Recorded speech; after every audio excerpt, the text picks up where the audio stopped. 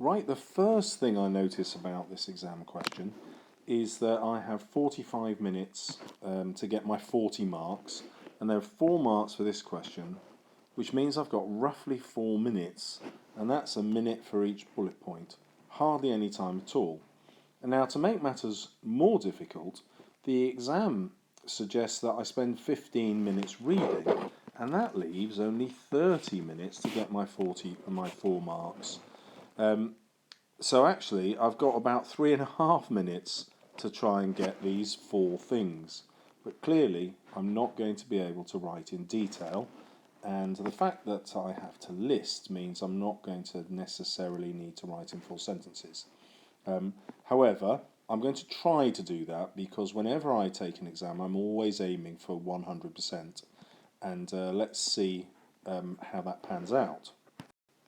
Now, the other thing that will be useful for you to know is that I'm going to answer this as an English teacher, and I've been doing that job for 24 years.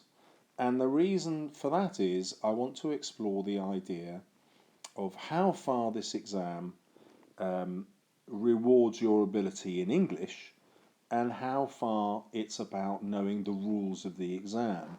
And I've got a theory straight up, which is that 50% will be your English ability and 50% will be knowing the exam.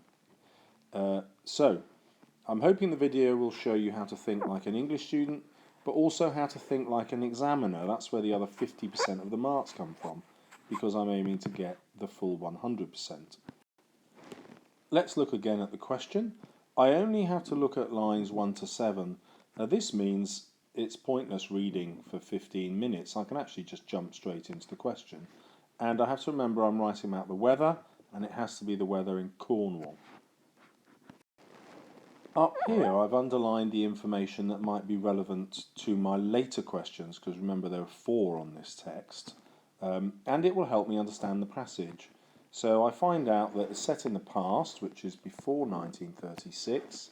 It involves a coach and horses. There are passengers on the coach, and they're going in Cornwall, and the reason it's called Jamaica Inn is that's where they're heading. Okay, and then I've got some colours here, and I'll explain what they mean as we go through. As an English teacher, I'll want to link ideas together. So my reds, the idea that it was cold, is linked to the idea that the cold penetrated and that the cold was clammy. So those 3 things would probably be my first bullet point. The next thing I noticed is that the sky is grey. Granite reflects the greyness, and that's not quite the weather, but for the sky to be grey and to be granite-like, there must be cloud, so that is the weather. Then 3, I know there's a wind, and there's no other thing in green that I've underlined here, so that will stand on its own. And 4, there is a rain, and it's described as a mizzling rain. So I'll have to write about that and interpret what mizzling means. But now I've got a new problem here. I've noticed that it takes place in November and that it's changed overnight. Now that's not one of my 4 points. It's a 5th point, but I've only got room for 4, which means I'll probably have to double up 2 of my points, put them together, in order to get 4 in instead of 5. I've crossed out these lines here because I had to remember only to focus on the 7 lines, and I've only underlined stuff that's relevant to the weather, nothing else. I'm also asking myself questions as I write my answer. So I notice that lines 6 and 7 appear to have nothing relevant in them, nothing about the weather. So is the examiner trying to test my ability to weed out and ignore stuff that's not relevant? It might be that they're in a way trying to trick me here, and I have to bear that in mind. Next, I notice that there is more detail for some aspects of the weather than others. I won't try to infer or make things up, I'll just stick to the facts, because it's just asked me what I can find out about the weather, not what I can work out about it, which would be infer. Finally, I notice the question doesn't ask me to quote, and neither does it ask me to use my own words. So I'll use the words from the text as part of my sentence without quotation marks. Right, my first answer is that the cold is penetrating. You'll remember that linked two of my underlining points together. But I've got another problem. In answering this question, I notice that I'm not filling both lines of A. So I go back and double check the question, which is about weather generally. Do I have to make the point that this is just in November? Because the weather generally won't be like that in Cornwall, it's just now. I might stretch it to autumn. And do I also have to say that the weather is changeable in November? If I do, this will give me 5 points, as I said earlier, which is too many. So I'm going to link it to my least development point about the wind, as there's room, and because the wind also causes the changeability, which was up here, which I got from the passage, if you remember. And then I find I need to change what I've written, because I can't say the cold is penetrating, because that means all the time. And this is just a snapshot, so I then change it to, in November, the cold can be penetrating. So I'm not saying it's always like that. Next, I've linked the idea of the windiness to how changeable it is, and to do that I've used a connective, therefore. For my third bullet point, I'm taking a little bit of a risk. I know it's misty and I know it's grey, but I'm really inferring that it's cloudy. Remember, we were told it was grey and it was a granite sky. Well, that really can only happen with cloud, but there's a bit of inference going on there. But on balance, that can't be wrong, because it does support the idea that it was grey. And if I use the linking word consequently, that means I know, and the examiner knows I know, that it's grey because it was obviously cloudy. So my real worry is this, will I be penalised for mentioning that it's grey, because grey isn't exactly weather, is it? Or will I get the mark because I've linked the grey to the mist and inferred that there's cloud? So by using the word consequently, I'm letting the examiner know I'm inferring, and I hope that this is going to get me the mark. Alternatively, the examiner might not want me to infer here. They haven't said, have they? And I deliberately haven't read the mark scheme yet. And there's a reason for that. I want to see, as I showed you before, how much of the marks are not for how good you are at English, but for how good you are at following the rules of this exam. So as an English student, I certainly do want to infer. That is a major skill of studying English. And the examiner hasn't asked me to write a summary, which would just deal in facts. So I'm in a bit of no man's land here as a student. Right, now I get to my final bullet point, and I've got this problem of mizzling. So I'm assuming that the examiner doesn't expect any 15, 16-year-old students to actually know what this word means. So again, they're forcing you to use some inference here. So I can simply quote mizzling, I might get away with that, or I can look for clues in the text. Because I'm an English student, I'll do both of those. So the clue is in the way the rain drips through the cracks rather than pouring in. So mizzling must mean constant because the rain's still coming through in drips, but it can't be heavy because it's not pouring, it's just dripping. And there you are, I've highlighted the clues for you there that help me reach that conclusion. So I finish off with, in November, rain can be mizzling, and then my colon says I'm going to explain that, constant but not heavy. Right, so I know I deserve 100% of the marks because I've understood 100% of the passage, and I've understood as much as I can about the question. But what will the mark scheme reveal? Well, let's look a little deeper. I know that a lot of my marks have nothing to do with how well I can read. 2 of my 4 answers have caused me problems where I've had to think tactically. As a rule of thumb, I've always said that 50% of your marks in an English reading exam have nothing to do with how good you are at English. They are to do with how good you are in the exam. knowing the exam rules and knowing what's in the examiner's head. This is an appalling state of affairs for a teacher. We hate this, but that's just the way life is. And I'd be letting my students down if I didn't let them know what that other 50% is. If this seems wrong, that's because it is. But we're always aiming for 100%. The mark scheme will teach me what the examiner is looking for in any question 1, because question 1 will always be the same or similar.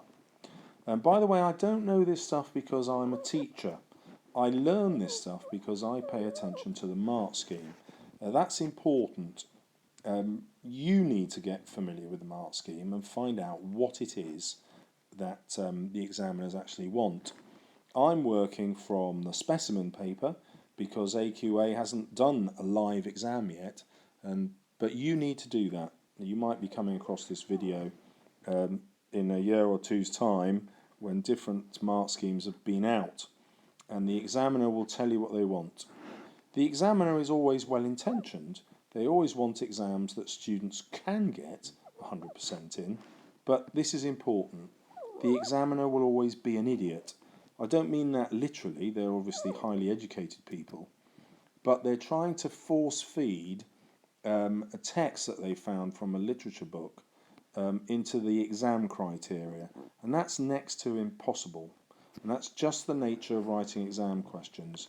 They're completely artificial, and as I said, 50% of your marks will be for nothing to do with English.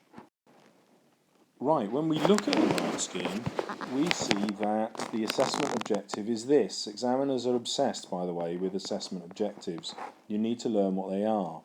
And AO1, Assessment Objective 1, gets you to identify explicit, in other words, the obvious facts, but implicit information. Well, there's a massive problem here because question 1 never asked us to look for implicit information, did it? It never said, please work things out, write down what the writer suggests. No, not at all. It just says, write about the weather. So you could completely miss this fact. And then it wants you to synthesize, so to draw things together, which is very challenging in a one-sentence answer, which each of those bullet points were. However, using the connectives as I did, that were highlighted in orange, you are definitely synthesizing. So consequently and therefore must be synthesizing two different bits of information. So far, so good. Using therefore and consequently, I have interpreted and I've hit everything that's in this assessment objective. I should get 100%. Okay, but now I get areas of worry. So there are 5 bullet points here. 1, 2, 3, 4, 5. Each one is a bit of advice to the examiner. Well, you might reasonably ask, why does the examiner need this advice? And the reason is this. Everyone can potentially interpret the mark scheme differently, and that's a big worry. So if you're not happy with your exam result, I would always suggest that you appeal, because the chances are 2 different examiners looking at the same answer will give it a different grade. But in theory, this is all good news. You've got to make sure you just look at the lines that they asked you to. Good. You should only look for true statements. That's slightly more dodgy, isn't it? Because if you infer something, it might be different to what another person infers. Although in the case we've looked at, I think cloudy is reasonable. Yes, you've just got to write about the weather. You can quote or paraphrase, good. So it didn't matter that I wasn't using quotation marks. And this one is good. Remember, I had 5 points that I had to squeeze into 4 bullets, and 1 point should be credited for each point made, even if it's just in 1 bullet point. Okay, so again, I should get 100%. But there is no mention of the fact that all the action takes place in November. This suggests here that what you're saying about the weather is true for Cornwall all the time, and that's not really the case. Okay, now I've got some more good news and bad news. The good news is that there is indicative content. In other words, these are the things that you might write about. And there are 1, 2, 3, 4, 5, 6, 7 of them, and I only needed to find 4. So actually, it's very easy to pick up those marks. But there's something deeply wrong with this question. Remember, I'm getting marks for something that's implicit, something that I've had to work out. But here, there is nothing that you've had to work out. All of these are facts taken from the text we've just read. So the answer to the question doesn't actually do what the examiners want you to.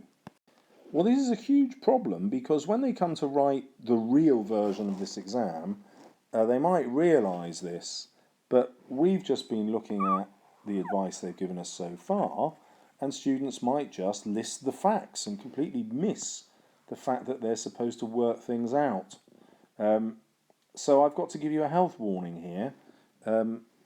You do have to work things out, at least until the first couple of exams are done in 2016 and 2017, because we just don't know if the examiner knows they're being an idiot here, just giving facts, or whether they'll just pretend every single year that giving facts is giving implicit information.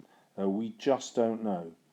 But if you're thinking about the skills of being an English student, then you do want to find implicit stuff if it comes, because that's a higher order skill. And then finally, another problem is, if there's nothing implicit, then there isn't anything to synthesize. If you're just listing facts, then there's nothing to draw together, is there? These are just the facts, that's just the way it is. So a deeply, deeply frustrating question that may change in the future.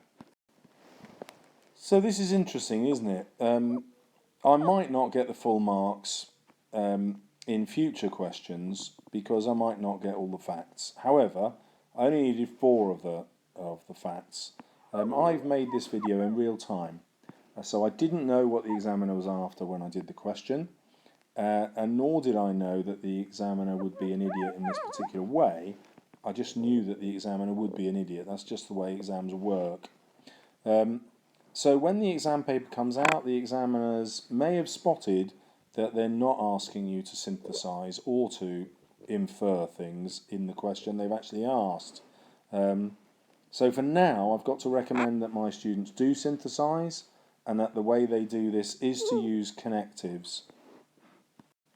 I will email or phone AQA to get an answer about this, and then I'll add that to this video if I get an answer, that is. So my main learning from this question was that I don't read the whole passage first. I'm just going to jump straight in. I've got 4 marks, which equates to about 4 minutes, so I've really got to get a move on. I'm going to make 4 points, and I can make more than 4 by adding them to an existing bullet point, but I don't get more than 4 marks. And finally, the aim when you do any exam isn't to find out how to do the question, it's to find out how to get 100%. That should always be your starting point. Good luck.